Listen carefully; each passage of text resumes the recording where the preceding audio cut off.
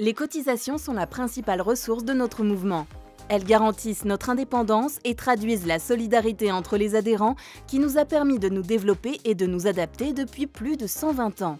La cotisation nationale a progressé sur les 10 dernières années, grâce à la croissance du nombre d'adhérents et à l'amélioration notable du taux de recouvrement.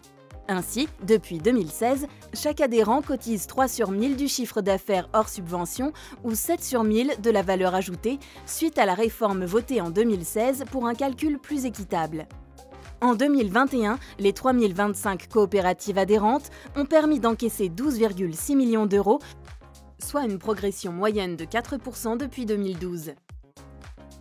La cotisation nationale se répartit en 3 tiers. Le tiers CGSCOP pour les services mutualisés, l'animation des instances politiques, le plaidoyer, la coordination des UR, l'appui juridique, la formation, la vie coopérative, la communication, les études. Le tiers URSCOP pour l'accompagnement et le suivi des SCOP et des SIC. Le tiers développement pour les outils financiers, l'abonnement de Socoden, les actions régionales, nationales de développement avec le plan de développement.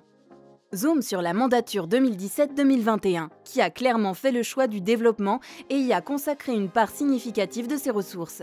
50% aux outils financiers, 25% à des projets nationaux qui ont permis d'assurer la communication du mouvement et d'accompagner la fédération de l'industrie, la création de la fédération des CAE, la digitalisation du mouvement, la création d'une délégation implantée dans les territoires ultramarins. 25% pour le plan de développement, 100% des cotisations des nouvelles créations durant 4 ans reviennent aux UR pour les doter de nouveaux moyens d'action, et le fonds d'ingénierie pour l'appui à la croissance des adhérents. Somme toute, la mandature a permis aux UR de disposer des moyens d'action au développement des SCOP et des SIC. La cotisation nationale est complétée par d'autres ressources mobilisées par les unions régionales et les fédérations de métiers, en fonction des projets et des spécificités de chacun.